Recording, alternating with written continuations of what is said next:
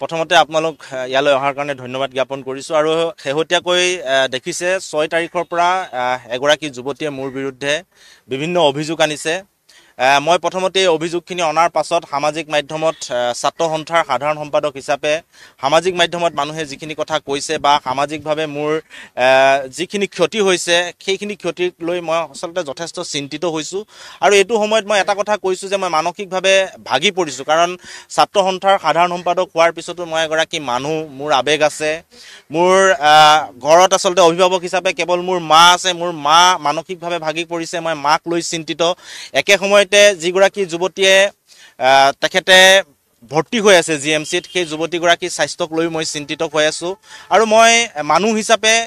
যথেষ্ট চিন্তিত হৈছোঁ, আৱেগিক হৈছোঁ আৰু এই গোটেই কথা বতৰাবিলাক মই গম্ভীৰভাৱে লৈছোঁ। আৰু আপোনালোকক স্পষ্টকৈ কওঁ, কাৰণ মই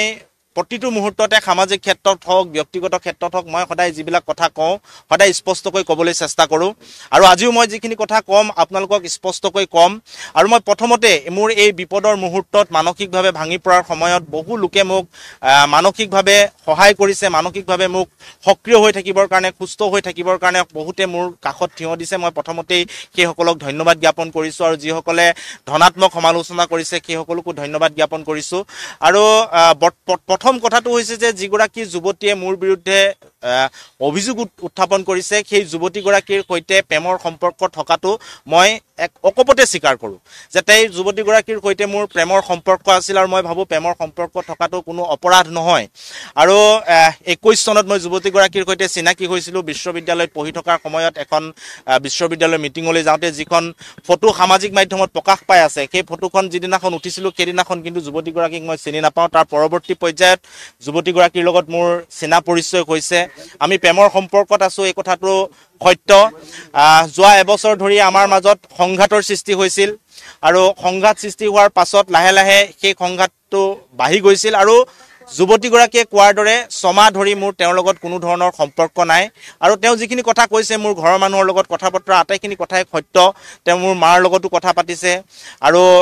তেখেতে যিখিনি কথা কৈছে মই সেই কথাখিনি অকপতে স্বীকাৰ কৰিছোঁ। আৰু এবছৰৰ পৰা যিটো সংঘাত হৈছে সেই সংঘাতটো আচলতে সঁচা। আৰু 6 মাহ ধৰি যুৱতীগৰাকীয়ে কোৱাৰ দৰে যি ধৰণৰ যোগাযোগ নাছিল, মোৰ 6 মাহ ধৰি কোনো ধৰণৰ যোগাযোগ নাছিল আৰু এই বিষয়টোৰ পৰা আচলতে আঁতৰি হোৱা হৈছিল। আৰু হঠাৎ 6 মাহৰ পাছত এইদৰে গোটেই কথাখিনি বিস্ফোৰক যিখিনি কথা আনিলে বা অভিযোগ আনিলে, এই কথাখিনিক লৈ মই আচৰিত হৈছোঁ, মই চিন্তিত হৈছোঁ। আৰু মই এটা কথা কৈছোঁ যে প্ৰেমটো হৈছে এটা বিশ্বাসত বিচ্ছেদ থাকিব পাৰে, কিন্তু সেই বিশ্বাস বা সেই বিচ্ছেদক লৈ আমি ব্যক্তিগত পৰ্যায়ৰ গোটেই কথা বতৰাবিলাক সামাজিকভাৱে কেনেদৰে আগবঢ়াই লৈ যাম সেই কথা বতৰাখিনি আচলতে মই নাজানো। আৰু হয়তো শংকৰজ্যোতি বৰুৱা, মই ছাত্ৰ সন্থাৰ সাধাৰণ সম্পাদক নোহোৱা হ'লে এই বিষয়বিলাক ইমান নাপালেহেঁতেন। যিহেতু মোৰ গাত সামাজিক দায়বদ্ধতা আছে, তাৰ কাৰণে গোটেই বিষয়বিলাক ৰাইজে সক্ৰিয় হৈছে, গতিকে মই সেই বিষয়ত বেয়া পোৱা নাই। কিন্তু এটা কথা মই আপোনালোকক কৈছোঁ যে যেতিয়াই যুৱতীগৰাকীয়ে এইবোৰ অভিযোগ আনিছে, অভিযোগ অনাৰ পিছত তেখেতে এজাহাৰ দাখিল কৰিছে আৰু সেই এজাহাৰৰ কপি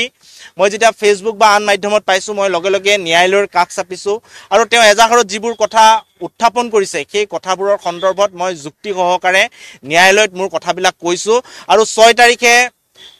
যুৱতীগৰাকীয়ে এজাহাৰ দিছিল আৰু মই 7 তাৰিখৰ দিনাখনে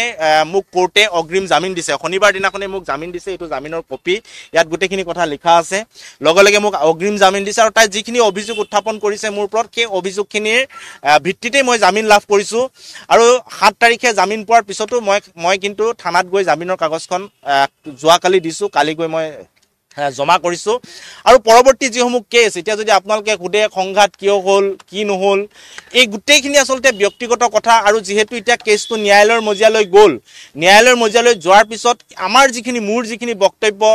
ক'বলগীয়া আছে, আমাৰ কিয় সংঘাত হ'ল, সংঘাত কেনেকৈ আৰম্ভ হ'ল, কি কাৰণে আঁতৰি আহিবলগীয়া হ'ল, এই গোটেই কথাখিনি মই ইতিমধ্যে অগ্ৰিম জামিন লওঁতে ন্যায়ালয়ক জনাইছোঁ। আৰু ইয়াৰ পিছৰ পৰ্যায়ত 21 তাৰিখটো পৰৱৰ্তী তাৰিখ হিচাপে নিৰ্ধাৰণ কৰিছে, গতিকে তাৰ পৰৱৰ্তী পৰ্যায়তো মোৰ যিখিনি ক'বলগীয়া সেই ক'বলগীয়াখিনি মই নিশ্চিতভাৱে মই ন্যায়ালয়ৰ মজিয়াত ক'ম। আৰু আশা ৰাখিছোঁ এই মুহূৰ্তত সকলোৱে আমাক সহায় সহযোগ কৰিব।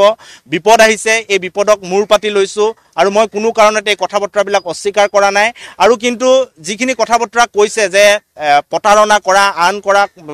যিখিনি অভিযোগ আনিছে সেইসমূহ কিন্তু অভিযোগ, সেই অভিযোগসমূহ এতিয়ালৈকে প্ৰমাণিত হোৱা নাই প্ৰমাণ কৰিব আদালতত